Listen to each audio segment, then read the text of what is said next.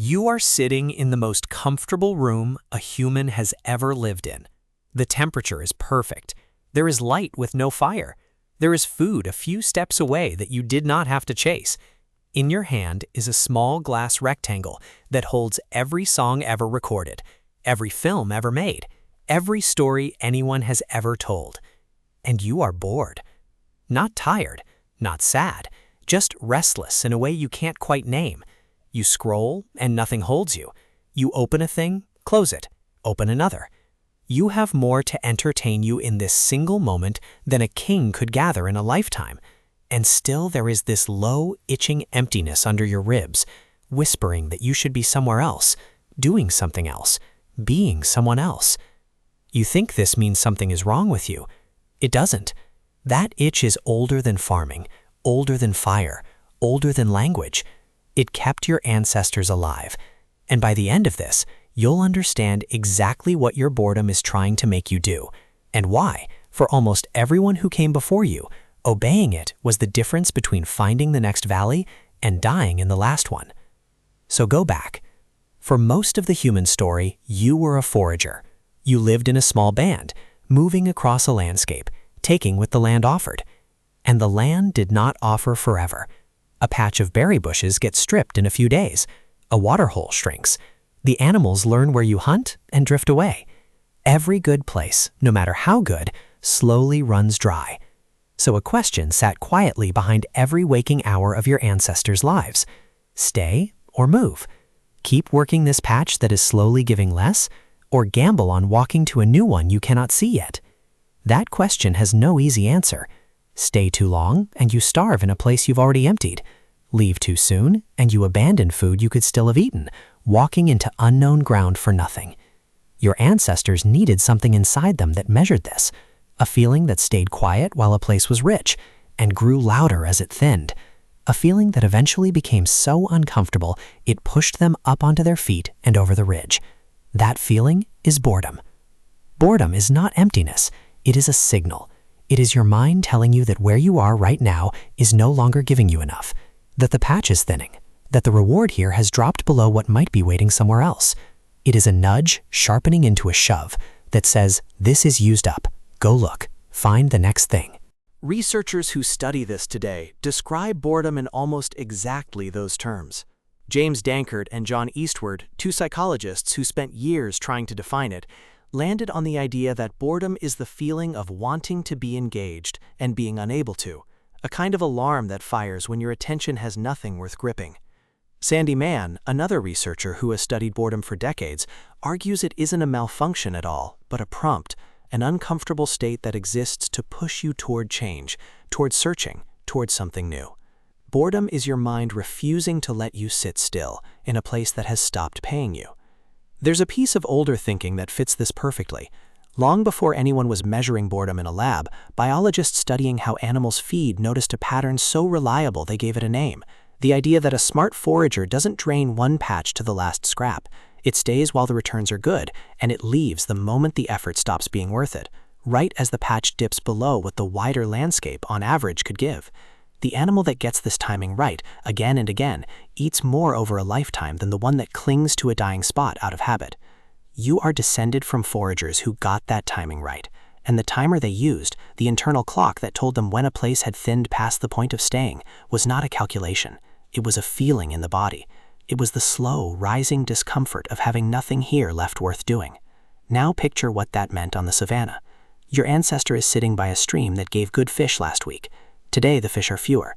She isn't starving, there's still something here, but a restlessness rises in her chest that she can't argue away. She stands, she looks at the hills she hasn't walked, and she goes, not because she's certain, but because sitting still has become unbearable. Over the next ridge is a valley thick with game, and her band eats for a month. The boredom saved them. The ones who felt it and moved lived. The ones who could sit contentedly in a dying place forever did not leave as many children. That is the twist that changes everything. Boredom didn't survive in you because it was pleasant.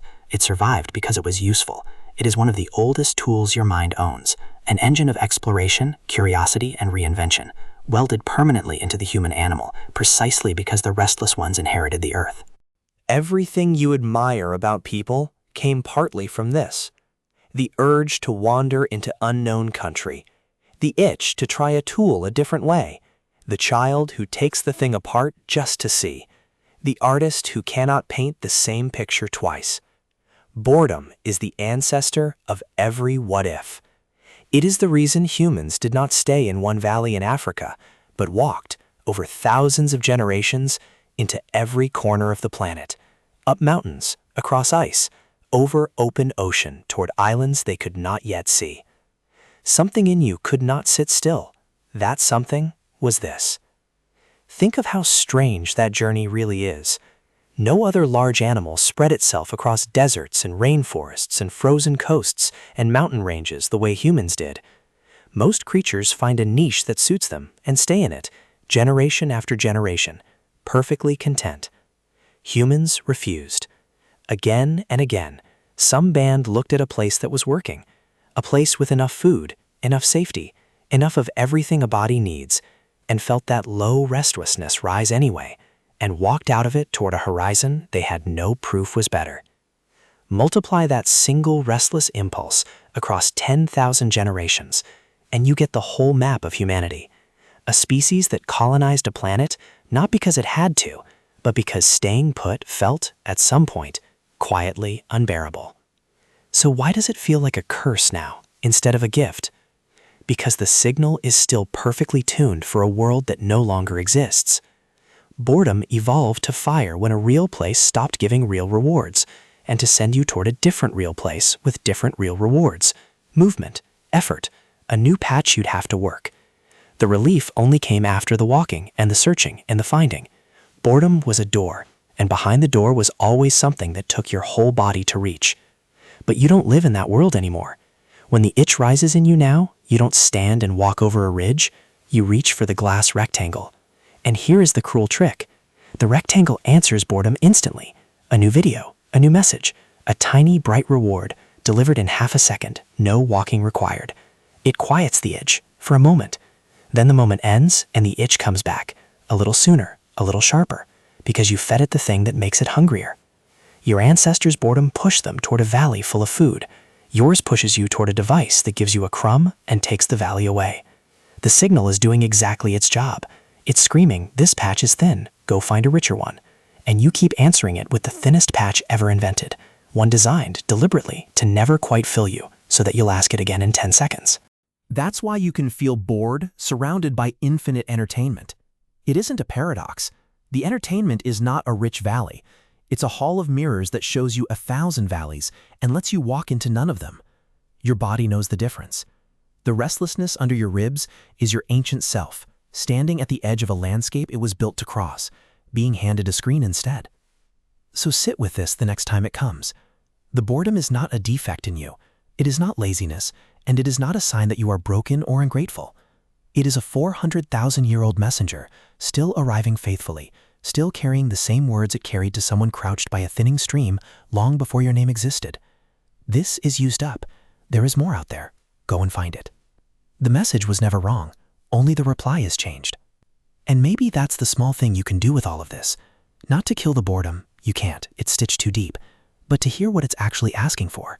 It wants you to move, to make something, to walk somewhere your feet haven't been, to try the thing a different way, to cross a real ridge toward a real valley, and feel the old relief that only comes on the other side of effort. The itch is not asking for another scroll. It never was. You are sitting in the most comfortable room a human has ever lived in, holding a machine that can answer any hunger but this one. And the restlessness you feel is not a flaw in the room. It's a door, the same door it has always been, quietly asking you to stand up and walk through.